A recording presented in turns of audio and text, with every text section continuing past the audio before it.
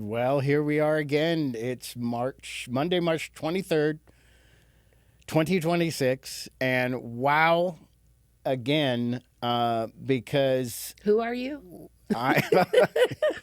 So I'm Greg Neal, my wife, Melody Neal.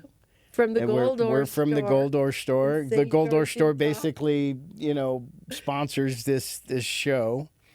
And we're excited to be here because, wow, what a month this has been. Oh, my gosh. I mean, when we look at January, all of January, actually, and then about 2 weeks into February, we'd never experienced, and all of us that are in this industry can concur with this, that we've never seen anything like what happened we've never seen a January ever like what we or dealt the with. end of December, and we're talking about gold and silver, the gold and silver market. Of course. You Yeah. know. It's We can't assume that everybody watching That's a good point. has seen us. So That's a very good point. we're talking about the gold and silver market as far as investment opportunities and just what a wild, breathtaking ride it's been. Oh my gosh. A roller coaster ride that has biblical proportions in the gold and silver market. Yeah, we have never, ever, none of us in this industry or anywhere even near it, even touching it for a nanosecond, have never, ever seen anything like what we've experienced in March of 2026. The attack on the metals price has been absolutely unlike anything ever before. Well, I think just in the last couple of days, J.P. Morgan took $40 million, 40 million ounces of silver in. He called in on his paper trade. Yeah, he took physical possession of 40 million ounces. Yeah, and when we say he, folks, we're talking about Jamie Dimon, who runs that vast, incredible. It's the biggest bank in the world. I believe they're pushing towards almost $3 trillion on deposit. Chase Bank has probably, well, as far as we know, the more physical ounces of gold and silver than anybody else on the planet. We're pretty sure that as far as banks are concerned, there is no one that even comes close to how much silver Jamie Dimon has been stockpiling. Literally he's been doing this for decades. Well, and when you have that kind of leverage, it's devastating to the little moms and pops that are just trying to get a couple of ounces a week. Mm-hmm. You know, it just feels like legalized theft. Well, it basically, it is legalized theft what they're doing. The U.S. government's in collusion with them. There's no doubt about it. They slap them on the wrist with a $920 million, hit back in 2020 for illegally trading precious metals. And I think if silver is at $10, for example, an ounce, and they put in paper trades and it knocks it down to $5 an ounce, right, that $5 should be rebated to everybody that bought silver that week. Well, and you're talking about $40 million, because they're stealing. They are. There's no doubt about it. They actually are stealing, and just is exactly what governments do too. And you know how governments do it, right? All they have to do is print the paper. Yeah. China, any government for that matter, just to be fair, down the line, the U.S. government does this actually every single day. Why would they care how much anything is? Well, why would anybody get involved in silver and gold knowing that that's the dynamic and that they're going to buy silver at $100 this week and then next week it's going to be $65? Why? Well, you know what's really neat for governments? Let's just say you and I had a printing press and that everything that we printed was actually legally accepted. I'm not a printing press. If you had the ability to print as much money that you need to... What does that have to do with me? And gold and silver went to $10,000 because of your inflationary printing, why would you care how much gold and silver costs? You ever notice that the U.S. But do you ever notice that the U.S. government, mom and pop, Mel? did you ever notice that the U.S. government never, ever mentions anything about precious metals? Ever. Greg, you're not answering my question. I will. We'll get there. We'll get there. But do you hear what is the answer to that? They never, ever, That's why the people are so frustrated. Mm-hmm. That's why I'm frustrated. I get just the wind knocked out of my sails, when mm-hmm. we're expecting, when you look at all of the dynamics of the economy and you can see where it's going and where it should be mm-hmm. based on the supply and demand, mm-hmm. and for this criminal element to come in over and over and over and over. Mm-hmm. I mean, why would anybody stack silver with that kind of dynamic? That's a really great question. The real truth of the matter is kind of like, do you remember when we were younger and we first when we first actually purchased our first metal? I actually do. I do. Okay. I really do remember that. Remind me. So we had bought, actually back in the day, more than 20 years ago. Actually, Melody and I were salespeople. Excuse me. For a small mint in Utah, in Utah County, and that moment when we had a friend of ours that actually introduced us to this industry, and he had what we call now a tube of 21-ounce rounds, and he showed that to me, and I never been so hooked in my whole life. It was just like, oh my gosh, bit by the bug. This is the coolest thing ever. Well, guys, silver was like $5 an ounce 20 years ago, right? I mean, it's just actually it was less than that 20 years ago. But that first tube was like, I've got to get involved in this. So really, the answer to the question is, you don't care what you pay for it, as long as you keep buying it. Yeah. And you stack it over a long period of time, because mm-hmm. it's not a quick and flip. I mean, we've seen this huge impulse, but mm-hmm. there was a gal that came into the store the other day, and she was probably in her 70s, mm-hmm. and she bought 2 ounces of silver. And she told me that she started buying silver in her 60s. In 1960. In 1960. In 1960, okay. mm-hmm. She was just a kid. Right. She started just buying taking dimes out of the change and just started stacking mm-hmm. silver. Mm-hmm. And now she has this huge nest egg that's really her retirement account. Mm-hmm. And when you cost average what she paid for her silver, mm-hmm. even though she's paying huge, what seems like huge money to me for silver mm-hmm. right now, is minuscule over the long period of time, mm-hmm. and how much security she feels in knowing that she has that. Mm-hmm. Yeah, it's really important and really valuable, because it's that item that you can go to for emergencies or even not. Mm-hmm. I mean, we get people all the time that are coming into our store supplementing their Social Security. That, but also a lot of them are just like done holding on to it. They've been holding on the side of it. Look, if you've been holding on to this for 40 years or more, some people are even more than that, and you bought silver at $2.50 an ounce or whatever, right? And gold at $250 an ounce.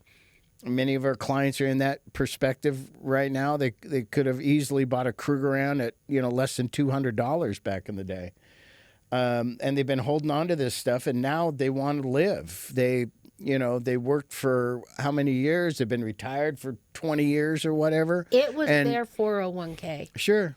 Yeah, they didn't invest in. Well, some of them did. Some of them invested in other. Mm-hmm. Other things, the stock market and corporations, stuff like that. Mm-hmm. But it's really hard to argue with what's happened, particularly with silver of recent. But gold, of course, is many people have gotten out, I guess you could say, at a $5,000 range. They're just no longer feeling like they need to store this stuff. And that's another thing, too, is that folks are just getting rid of their stuff in general. So this just kind of, they've been stockpiling this stuff forever. It's now worth, Kids just want the money. 100 times more than what they bought it at, or whatever, the wife 20 or times, the 50 husband times. doesn't understand the market, and so they're selling it to liquidate because Yeah. their kids just want the money, or their wife doesn't know how to handle it, or their husband wouldn't know what to do with The it. scenarios are, And they're simplifying. Yeah, exactly. A lot of people think of what we do like we're a pawn shop. We're not a pawn shop. We'll never be a pawn shop. Pawns are a different kind of group. They handle things in a totally different way.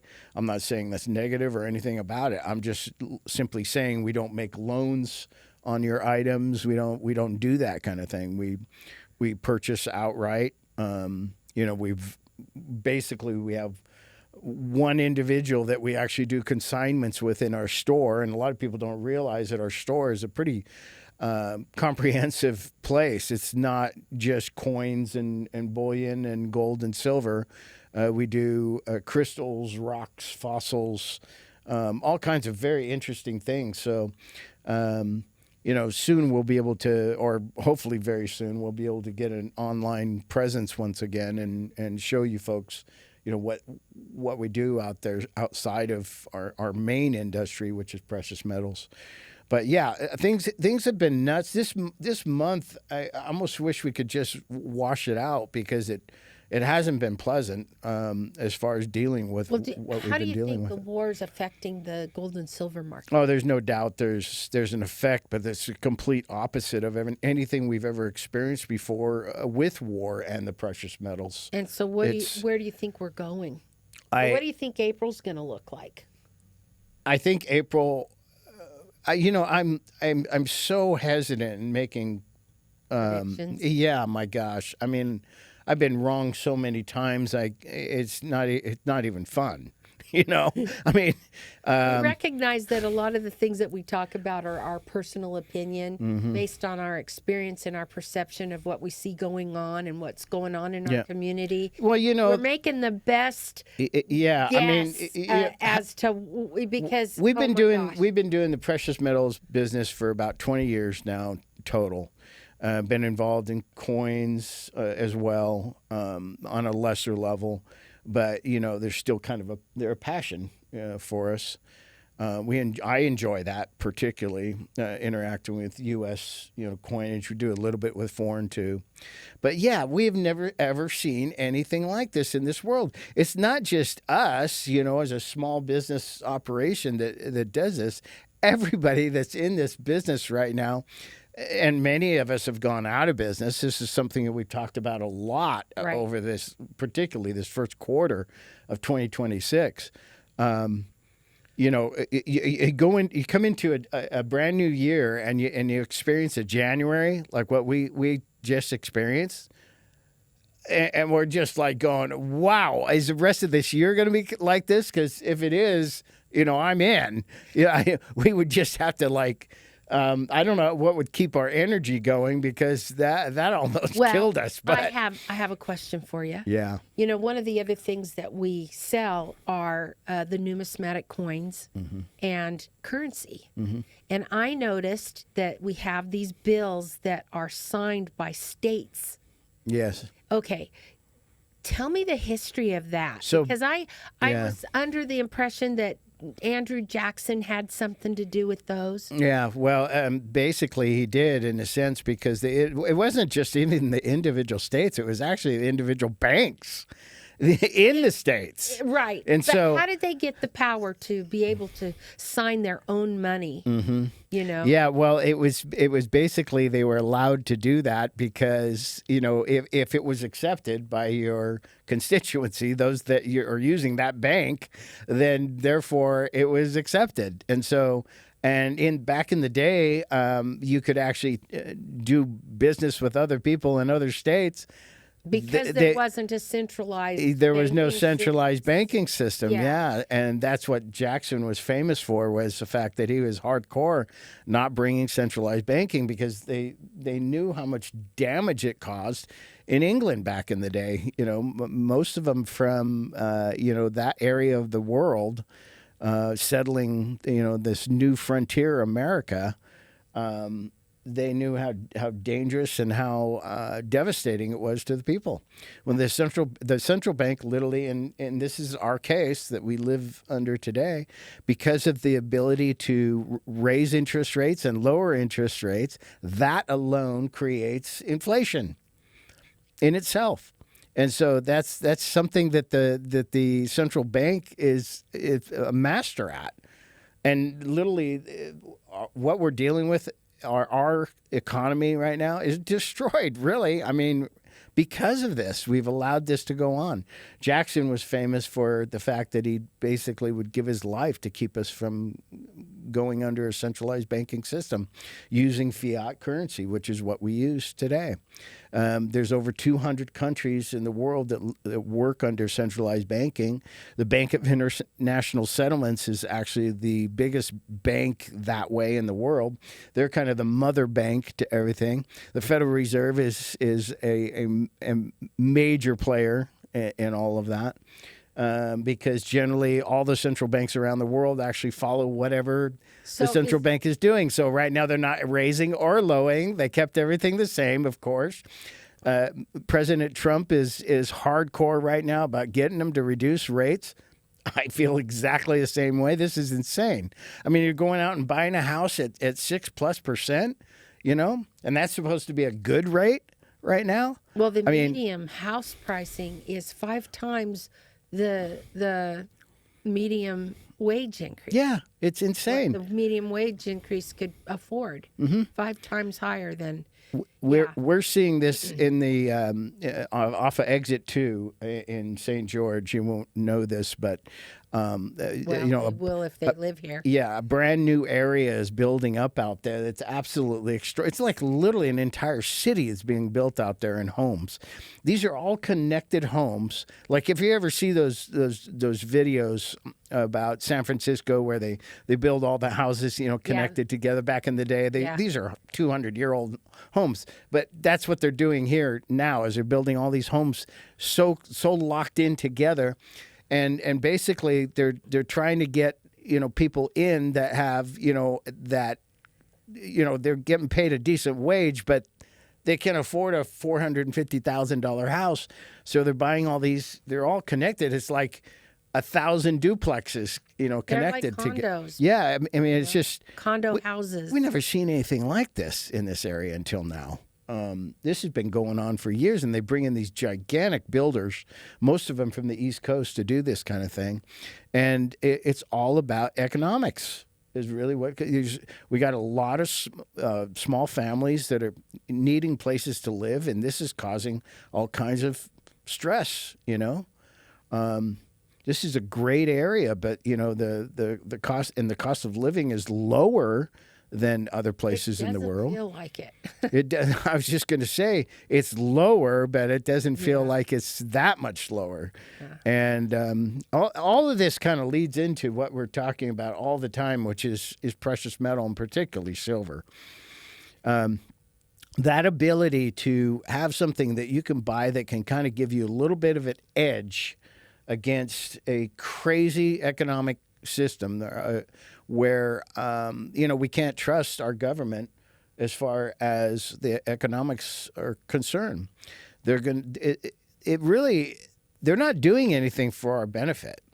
The Fed isn't doing anything for you and I or any people that we know, in the world. It's all about bankers. I mean, that's the only way that Jamie Dimon can get away with what he's doing with silver. Stockpiling just what benefit does him stockpiling 1 billion ounces of silver do for you and me? Exactly. All it does is actually eventually it's going to increase the value of silver to levels that people can't even close to even comprehend right now. And why is that?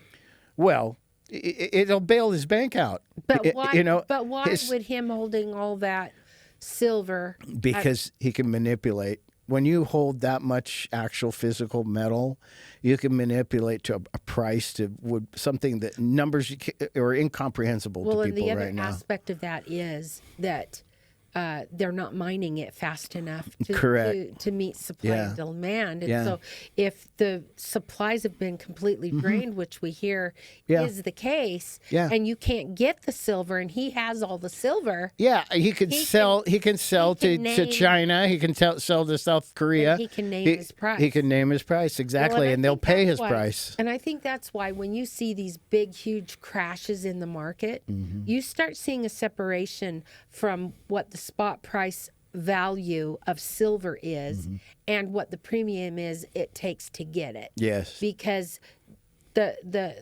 we can't sell silver below what we purchased it at. Right. And if nobody's selling their silver, but the big banks and they're cashing in their paper trades and the people aren't selling their silver. The only reason they're selling silver, or they, meaning us, the people, is because they're broke and they need funds. But my point is, if the silver isn't available and that's the only silver that's available, you're not going to get it at spot. You're not going to get it for $5 over spot. You're not going to get it for those premiums that we're used to seeing. No. Because there becomes a separation between paper and physical. There already is. Don't get upset with us when you come in and you ask, well, what's your premium? And it's $15 over spot for generic silver.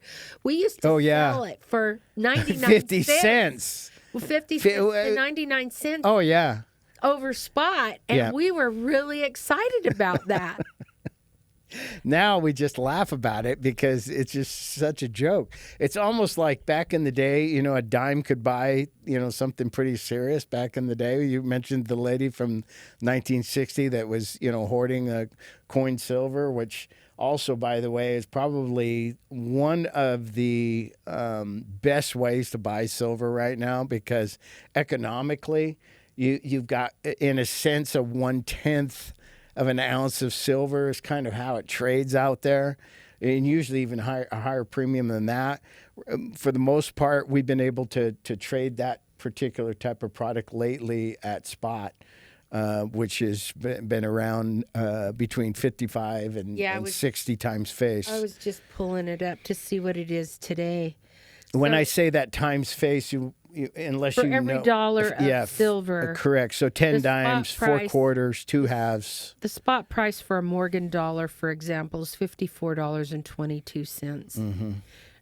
That's not the coin value. That's just the silver value of the coin. Right. So a dime is $5.08, basically. Yeah. Yeah, and these numbers, maybe this last week of March will be a saving grace as far as what's going on with precious metals right now. But who can know? I mean, every week for the last, 6 or 8, I've looked at it thinking, I'm generally an optimist as far as how things go. So I expect things to clean themselves up and to look better. I got to tell you that ever since we're now into the 4th week of this war effort in Iran, everything's been backwards. I haven't picked, what should have happened a single time based on historical precedents. Not once with this entire situation. That tells me that if everything's inverse, and it does seem like everything in our universe lately is inverse, it turned upside down, then there's got to be a way for it to turn the other direction. It's got to go back to some semblance of order and discipline. We're coming up on an Easter, a lot of people here in St. George celebrate Easter. It's a big holiday. Sure. Probably the biggest holiday other than Christmas, the resurrection of the Savior. And, I'm just hoping that the economy is being resurrected and that there is morality in our government, Yeah. and that I pray for people to really step up and do the right thing. Money has ruled this planet for hundreds of thousands of years. Right. You know, where people are getting bought off to do the bidding of evil enterprises Right. for That's power and control. a nice way to put it. And that's still happening, and we're starting to see and become more aware of these things going on. And it's my prayer that we start doing the right thing, even if it's just the simple things in our home. You know, because those ripple out. And, and if we are aware that we see something in our local governments, call out our local governments, you know, and say, look, I'm uncomfortable with this, or why did you make this decision, or how come the monies are being spent this way, or where did this go, or where did that go, or maybe not even that. Maybe it's ethics in your own financial situation, because it starts there. Are you being honest and ethical with your significant other, your spouse, your parents?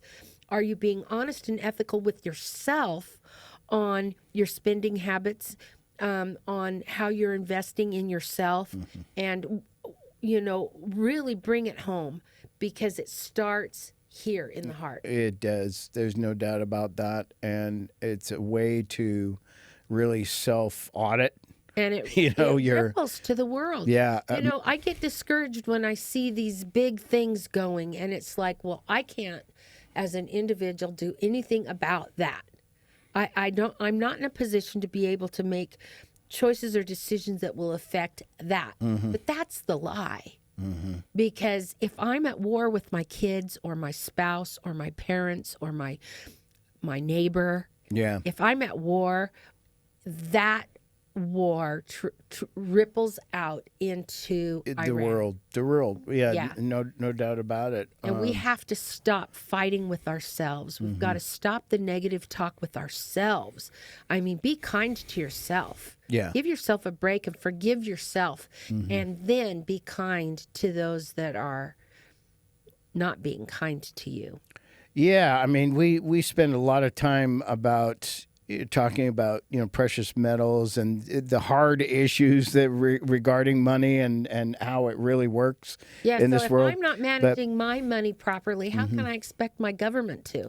That's a good point. Yeah, it's a very, very good point. Well, who did we put? Well, shoot. Then how can I expect my government to live within their means? Yeah, we definitely have created, and it's really our fault. You put certain people into office. Right now, our Congress is a complete disaster. I mean, there's no other word for it. We've got a bunch of people in there, particularly on the demon rat side, the Democrats. I call them demon rats, that have literally sullied anything positive about government whatsoever, if there ever was anything that way. Or let's say, put it this way, they accomplished nothing for you and I. Zero. On a daily basis, these people get put into office, and they do nothing for you and I. Nothing. The only side of the entire government that seems to be is the executive branch. It's the only branch that seems to be interested in actually the people's welfare. The only branch. The others, the judicial and the legislative, are not doing anything for the benefit of you and I. Nothing. And they haven't for a very long time. And yet we continue to put up with this crap. I don't understand why AOC hasn't been taken out of government. I don't understand why Ilhan Omar hasn't been taken out of government. Or Pelosi, this old hag, and has been in there forever. Oh, don't be rude. No, it's the truth. You are not Trump. Pencil, whatever. No, I'm not, but I have my own opinions about things. Well, anyway. Anyway, these people are not doing anything for you and I, folks. So what are you doing for your community? Well, I do what I do because it's beneficial to the people. I'm going to get as much of this metal into your hands as I possibly can every single day. And why The was people that? need to stop concerning themselves so much with whether or not they're paying a $5 premium or a $10 premium. Because I'm telling you right now that silver is going to go to $500, $600, and then $1,000. And we're going to see this, and you're not going to give a ant's piss ant about how much you paid in a premium for that silver down the road. Just like every single one of my clients over the last year, going back 15 years, don't give a shit about how much money they paid as a premium. I poked the bear, folks. Hey, listen, the truth of the matter is none of that matters. None of it does matter. We're at $70 silver right now. A year ago, we were in 30s. Yeah. Do they even care? None of you people care what you paid in premium back there. All you know is how much you paid. That's it. Well, they were complaining back then. No, my point in that is that But my point is, they were complaining about the premium back then. They were complaining about the $1.50 or $2 over or whatever it was. It is rather interesting. Yeah. This silver gets that. Yeah. And, gold, yeah, somewhat. It's interesting. People, silver is your money. It's always been your money. Gold is a storage of wealth. Gold is nothing more than a storage of wealth. But the interesting thing about gold, how many people do you know right now? Think about this while I'm talking to you right now. How many people do you know that have $4,000 or $5,000 to spend on a tiny little piece of yellow metal? Well, I think the statistics were that 90% of the people couldn't come up with the $350 for an unexpected bill. You ain't kidding. That's 2 ounces of silver. Yes. Exactly. Did you say 100? Is that what you said? 350. 350. Okay. I thought it was 500. So 3 ounces. So if you have an emergency right now, the average American, correct? Yeah. The average American does not have the ability to come up with or to figure out how to create $500 in order to meet the needs demand of that $500 bill, the emergency, That's why we're whatever seeing that ladies is. coming in and hawking their wedding rings because they can't pay the bill. Mm-hmm. It's heartbreaking. It is, and but you could come up with $10 for a dime of silver. There's a good point. Yeah. There's a very good point. Give up your Starbucks coffee or that lunch and get a dime. Mm-hmm. One dime. Start with one dime. I don't buy Starbucks coffee, but what is it right now? Is it $7 or $8 for? I don't buy it either, so I don't know. But anyway, But you have a very good point. What could you not do on a weekly basis and get yourself some real money storage? And really it's about self-discipline and consistency, just like losing weight.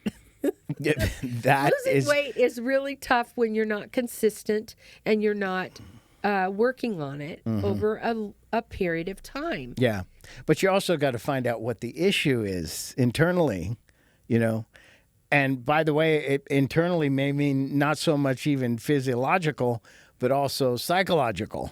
What is the mental state that you're in or you're dealing with that is keeping you from actually doing this? A lot of people have, emotional issues with regard to stockpiling silver or gold. Maybe their spouse, did it like crazy. They hated it. We get that a lot, by the way. People coming into the store where one side is hardcore, we need to do this. The other is like, I hate this idea. Yeah. It's terrible. I'd rather be invested in Apple Computer and NVIDIA or whatever. Yeah. It's hard to get beyond that point. A lot of folks have made enormous money in the stock market, and they think it's their saving grace. But I must. It may be for them. Here's the one problem, if there ever is, and this we don't talk about a whole lot, but if you don't have access to a computer, because remember, that's all digits, right? Right. So this is one of the biggest issues regarding holding physical precious metal, is being able to go to your safe or wherever you store it, even if you have it under your bed. It's not a safety deposit box at a bank. Please don't do that, folks. Yeah, we could do a whole control it or own it. We could do a whole story on that alone, and if at all possible, please do not do that. We don't endorse the ability to store your metal in someone else's property, which is a bank. Yeah. It's called third-party storage, and it's a very dangerous position to take, particularly in a world where our governments and banks are faltering all the time. If you had an unexpected death and you had to get a plane ticket to, New York or somewhere in the world, and your metals are in the bank and the bank is closed on the weekend, you wouldn't be able to bring it down and cash it out to get your ticket. Well, if you're watching this in New York City, they got a jewelry district. That thing's pretty much open. I think almost not 24/7. I know that, but it is open 7 days a week. You could go in there and any one of those guys. I watch that stuff on TikTok all the time myself.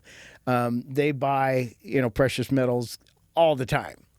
So because they're turning it into, some of them actually make it into jewelry, themselves. Yeah. But anyway, there are ways, to do things that... If you don't hold it, you don't own it. So make sure you hold it in a safe location where you have access to it 24/7. Mm-hmm. Because if you don't hold it, you've got nothing to go to, particularly if our internet is down for any reason, wherever we are. You have no access to your digital whatever, Bitcoin, all of the cryptos, all of your trading accounts. Every single thing is this is something really we need to take a closer look at in our world. We're so used to doing, all of us. That's why I'm concerned about eliminating money from the system. Mm-hmm. I'm very concerned about these local companies that won't take cash. Right. I boycott them. Yeah. Because that is against my constitution. I mean, it says on the bill for all debts. Yeah. Yeah. If you recall those terrible days during COVID, God, that's a year I think we all would love to forget about, 2020. In particular, 22 or 21, 22 went on for 2 years. Basically, we dealt with that. March. Yeah, it was March. 2020. February, March, basically when it all kind of started. But that whole thing was, we're not going to take your cash because you touched it. Yeah. It was so most ridiculous. And then the card thing was another issue where all of a sudden, you can't touch my card. Now it's they brought out the tapping concept. That's a fairly new thing where we're able to tap those cards. People don't even realize that how recent that is. It's really cool and everything, but you don't. Somebody else doesn't have to grab it and swipe it. But the bottom line, I think the bottom line issue of that is if you're holding cash, I can't control you. Mm-hmm. If you're holding precious metals, I can't control you. Well, yes. I can't control when you buy it, when you sell it, how much you buy it for, how much you sell it for. Correct. I can't control where you're going to take the cash and spend it. Mm-hmm. Whereas if it's all digitized, then I can say, you can't spend your money more than 5 miles away from your home. Yeah. You can't buy certain items with your money because it's encoded and encrypted, and they can completely manipulate and control. So, don't do business with companies that won't take cash. Well, in my opinion. Yeah. It's always our opinion. By the way, we're not attorneys. We're not CPAs. We're not giving you financial advice. We're not financial advisors. This should probably go at the front of our little dissertations that we have here. But this is just my wife and I actually having a conversation about how we feel about what's going on in the world today, and maybe we can do something about it in our own little way. That is why I'm so passionate about getting this stuff into your hands, folks. Again, it's a big deal for me because I know how valuable it is, and I've seen the power of what has happened over time. We have been involved since we've been in this business for about 20 years total. We've seen all of these attacks on the metals. We've seen J.P. Morgan play this stuff before. We've seen Deutsche Bank and all of its derivatives and basically the attack. It's always about the bankers. You ever notice that? The whole economy always about the banks, never about the people. Because they don't care about us. They never did. No, and they proved it when huge amounts of money were given to the banks to bail out the banks, and they were supposed to loan it to the people, and they didn't. No, they didn't. They never do. No. This is what happens in Africa. Now it's difficult. But if I had been in Minnesota, maybe I could have gotten an SBA loan. You know what? All those good people in those African nations that they've played the Bank of International Settlements and the International Monetary Fund, they loan these gigantic amounts of money to these governments, the Congo and all of these, these great countries in Africa, and that money, not one single dime gets to the people that need it.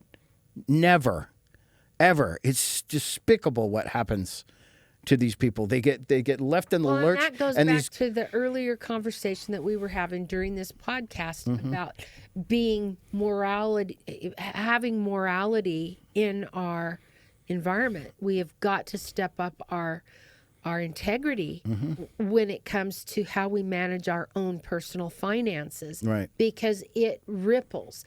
And when we start showing more integrity, especially if you're an elected official and you're making pacts with the devil and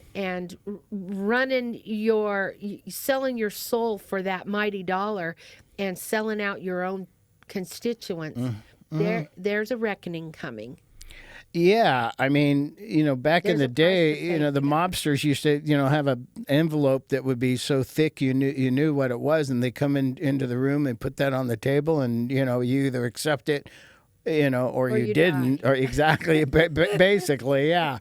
Nowadays, what's your soul worth? They're a lot slyer today. It's all done digitally. Well, it's done the payoff is done. People sign contracts all day long, and they don't realize the language is different in legal law than it is in that contract. They're reading it one way and it means something else, and they don't find out until later when then they're compromised. But at some point as human beings, we have got to step up and do the right thing. Well, you just got to start telling the truth about everything. How these things really do work. Well, I think they are. I mean, these international bankers, bringing central banking and then, making agreements with governments that they know damn well they're never going to pay back these debts. They know it, and they do it anyway. Yeah. So why would they do that? Well, if you own the land and what's in the land or underground, that's what gold, they're after. Silver, yeah. And that's the case in Africa. Oil. And it's actually the case in the USA too. Yeah.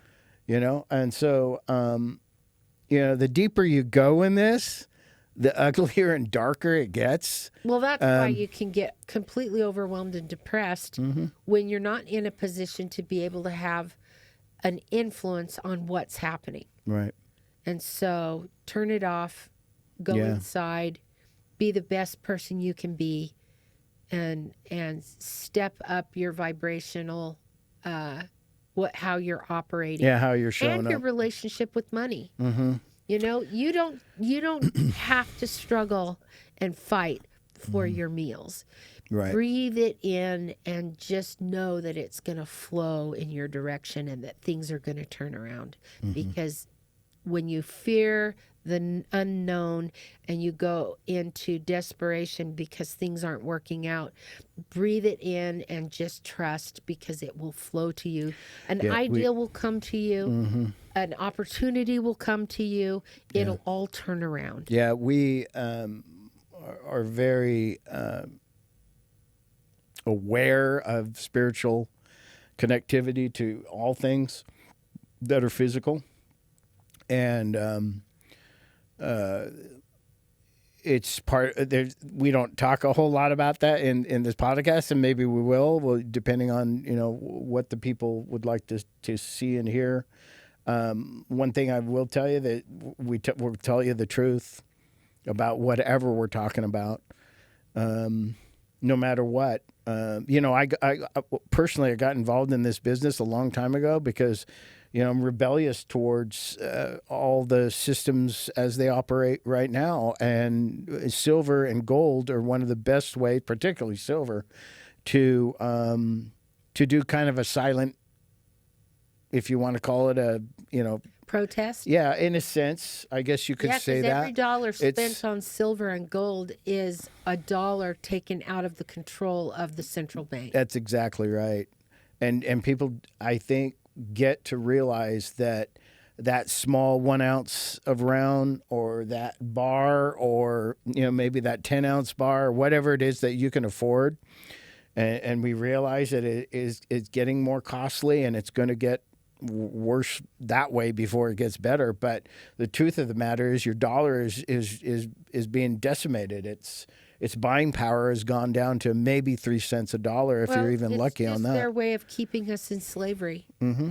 And when we start making different choices with our money and removing their power and their control over us, then we truly are free. Yes, it's a major issue that people need to spend more time looking at, as far as their family, their legacy of their family, what they want for their family in the future. This is really important stuff, folks, and it's not, we talk about the dollar a lot because so many more of them it's taking so many more of those dollars to now buy an ounce of silver or an ounce of gold. Particularly the gold side is, at a point where mostly people who have either been stockpiling cash away for a very long time, or you're wealthy. Let's get real here. I mean, it's $5,000 gold world right now, and we're going to be $6,000 before we know it. Seriously.